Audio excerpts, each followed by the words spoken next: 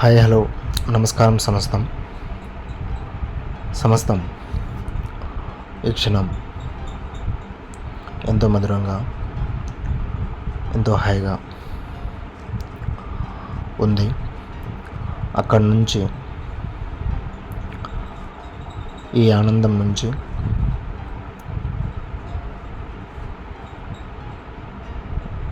మనందరి కోసము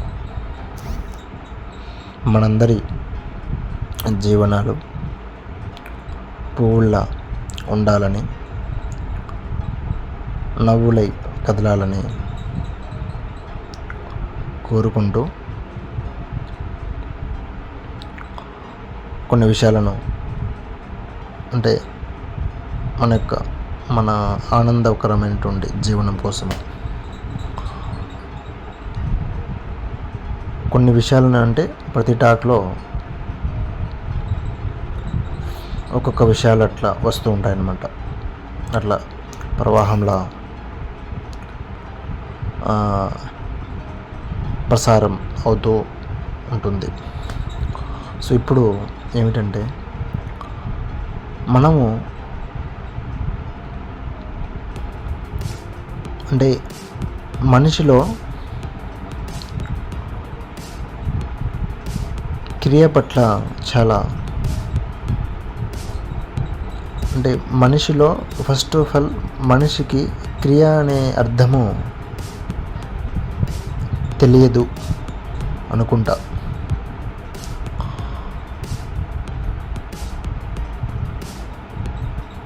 క్రియని అంటే క్రియ అంటే వర్క్, పని. సో అసలు వర్క్ అంటే ఏంటి, పని అంటే ఏంటి? సో దీని గురించి మనిషికి ఉన్నటువంటి భావన ఏమిటో, అంటే ఏది మనిషి వర్క్ అనుకుంటున్నాడో, ఏది అసలు అంటే వేటిని మనిషి వర్క్ అనుకుంటున్నాడు, క్రియ అనుకుంటున్నాడు, మిగతా వాటిని అంటే అవి అసలు వాటిని అసలు గుర్తిస్తున్నాడో గుర్తించట్లేదో మరి తెలియదు. కానీ వాటికైతే వాల్యూ అయితే లేదు. కొన్ని క్రియలకి అవి ప్రతిరోజు నిత్యము జరుగుతాయి.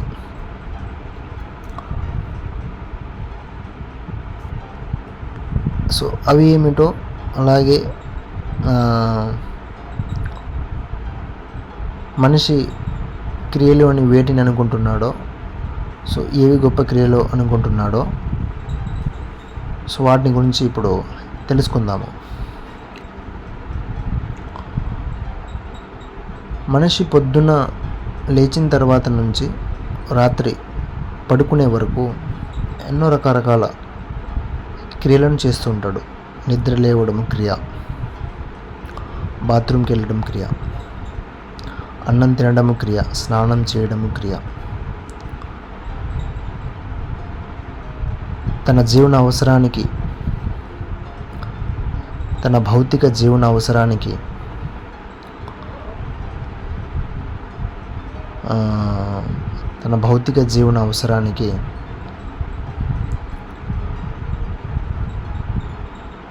ఒక క్రియని చేయడము.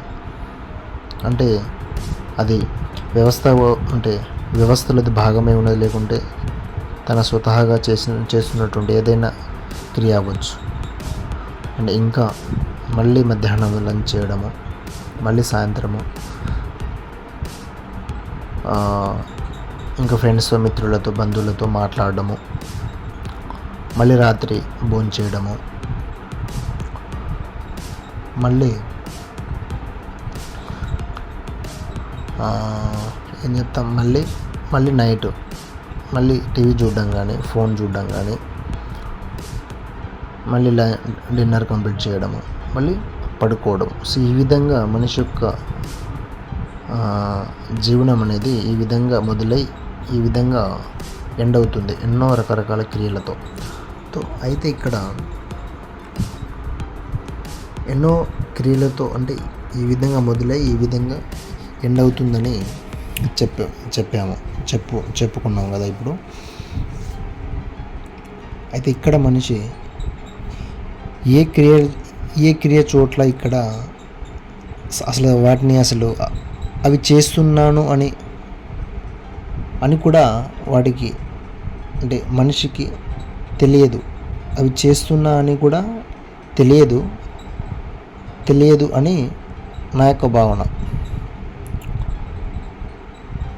అందుకనే అంటే ఏవైతే కొన్ని క్రియలు ఉన్నాయో అంటే ఈ రోజువారీ క్రియలలో ఆ క్రియలను వాడు చేస్తున్నాడు అని కూడా వాడికి భావన ఉండదు. సో అందుకని ఆ క్రియల గురించి అసలు ఎప్పుడు కూడా తలుచుకోడు, దాని గురించి అసలు బాధపడడు. సో ఏమిటంటే నిద్ర లేవడము. సో దీన్ని ఎప్పుడు తలుచుకొని అంటే దీని గురించి అసలు ఎటువంటి బాధ ఉండదు అన్నమాట. అంటే ఏ గందరగోళం ఉండదు. అండ్ అన్నం తినే కాడ, స్నానం చేసే కాడ, అంటే ఈ స్నానం చేయడం, అన్నం తినడము, లేవడము, బాత్రూమ్కి వెళ్ళడము, అంటే ఇటువంటి ఈ క్రియలన్నీ మనిషి నిత్యం చేస్తాడు. కానీ అసలు వీటి గురించి ఏ చర్చ ఉండదు, అతని మైండ్లో ఏ ఆలోచన కూడా ఉండదు. అంటే ఈ క్రియలను అతను చేస్తున్నాడు, అంటే ఇబ్బందికరంగా చేస్తున్నాడు అనే అసలు అటువంటి భావనే ఉండదు. అవి అట్లా జరుగుతుంటాయి సహజంగా. ఓకేనా, అట్లా సహజంగా జరుగుతుంటాయి. కానీ మధ్యలో చేస్తున్నాడే అంటే భౌతిక జీవన అవసరం కోసం అని చెప్పాను కదా. ఒక పని, ఒక వృత్తి, ఇతరులతో మాట్లాడడం అవ్వచ్చు, లేకుంటే ఇతర విషయాలు అవ్వచ్చు, వ్యవస్థలో ఉన్నటువంటి రకరకాల విషయాలు అవ్వచ్చు, పనులు అవ్వచ్చు. అంటే ఏదైతే జీవన అవసరం కోసమో అంటే భౌతిక జీవన అవసరానికి ఉన్నటువంటి అవసరానికి చేస్తున్నటువంటి క్రియ గురించి మాత్రమే, దాని గురించి మాత్రమే ఆలోచిస్తాడు.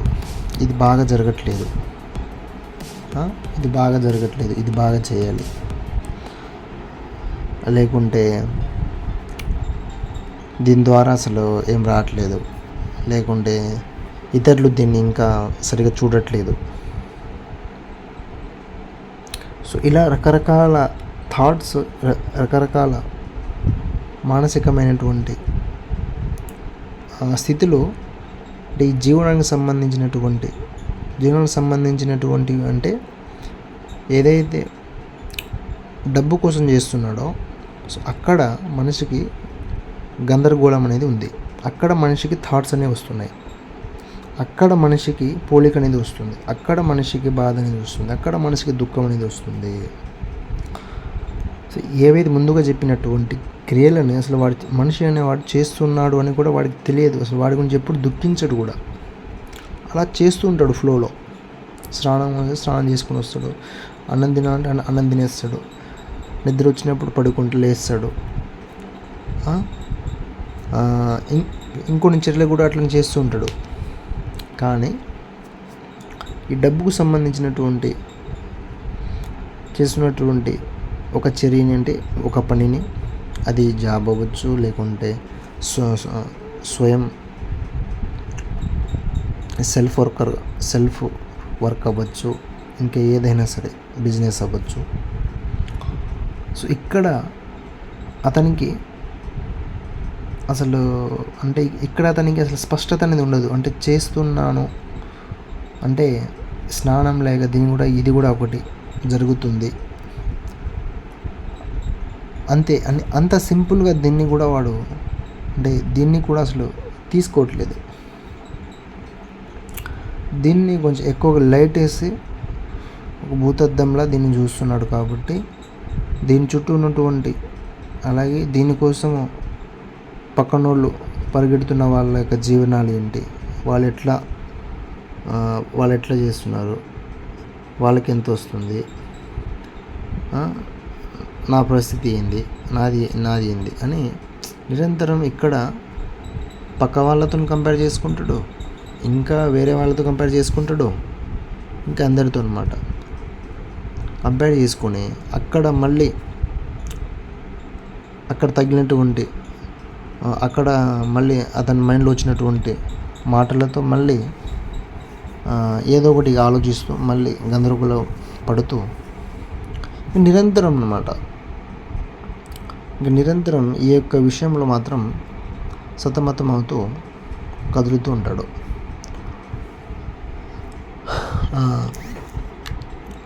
అంటే ఇక్కడ డబ్బు సంపాదన అనేది చేయకూడదా, డబ్బు గురించి ఆలోచన ఉండకూడదా అని కాదు కామెంట్ అన్నది కాదు ఇక్కడ పాయింట్.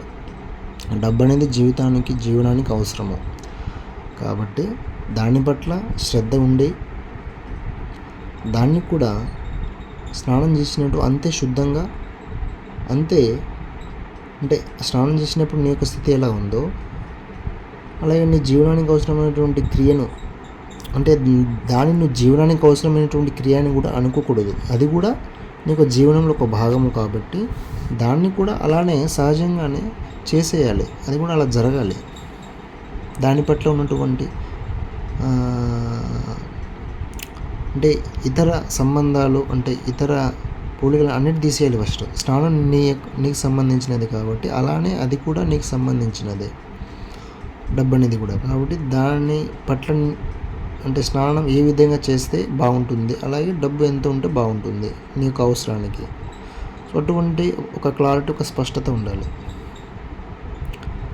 సో ఏ కంపారిజన్ నేను నీకన్నా స్నానం బెటర్గా చేశాను అని ఏ విధంగా అయితే మనకి పోలిక ఉండదో, మనం ఏ విధంగా అయితే పోలిక చేసుకోమో సేమ్ డబ్బు విషయంలో కూడా ఇతర అవసరాల విషయంలో కూడా మనం కంపేర్ చేసుకోకుండా ఉండాలి. సో అప్పుడు మన యొక్క జీవనం అనేది ఒకేలా కదులుతుంది. అది అన్నింటినీ మనం ఒకేలా చూస్తున్నాం, మన అవసరాలను ఒకేలా చూస్తున్నాం. అవసరం మేరకు మనము డబ్బుతో ఏదైనా తీసుకుంటాం, మన అవసరానికి వాడుకుంటాము, అంతే. ప్రతిదీ వినియోగం అవుతుంది. కానీ మనము దేనివల్ల కూడా మన యొక్క స్థితి అనేది, మన యొక్క సహజపు జీవనం అనేది డిస్టర్బ్ అవ్వకూడదు. అది సో మీకు చెప్పినట్టు ఇందాకలా ఫస్ట్లో చెప్పినట్టు మన యొక్క మనం పొద్దున్న లేచినప్పటి నుంచి రాత్రి పడుకునే వరకు మన చర్య అనేది, మన యొక్క కదలికలు అనేది ఒకేలా కదలాలి, అంతే. ఒకేలా జరగాలి. మధ్యలో ఏమైనా డిస్టర్బెన్స్ వస్తే వాటిని చూద్దాం చూసి అక్కడ ఏదైనా ఉంటే దాన్ని చేసేద్దాం. డిస్టర్బెన్స్ వస్తే వాటిని కూడా గమనించి అక్కడ ఏం చేయాలో అక్కడ అది ఎలా జరగాలో ఆ మూమెంట్ అనేది దాన్ని ఆ విధంగా చేసేసి ఇతరులతో ఏమైనా వస్తే దాన్ని కూర్చొని మాట్లాడదాం, అంతే. కానీ మనము మానసికంగా లేకుంటే మనలో మనం లోన్లీనెస్గా ఏంది అని ఒక దుఃఖంలో కానీ, ఒక గందరగోళంలో కానీ, అర్థం లేని స్థితిలో మనము జీవించడము అర్థం లేని తనంగా ఉంటుంది. సో ఇది కనుక మనము ప్రతిదీ మనము సహజంగానే అలా ఫ్లోలో మనం కదులుతూ ఉండాలి. ప్రతి చర్య కూడా శుద్ధంగా, అర్థవంతంగానే, చైతన్యవంతంగానే జరుగుతుంది, అంతే. మనము దేన్ని పట్ల మనకు స్నానం ఎట్లనో ఇంకా వేరే కూడా అంతే మనకి ముఖ్యము. ఏది ఎక్కువ కాదు, ఏది తక్కువ కాదు. మన యొక్క జీవనానికి సంబంధించిన వాటిని అన్నిటిని కూడా మనము గౌరవప్రదముగా వాటిని వాడుకుందాము, అంతే.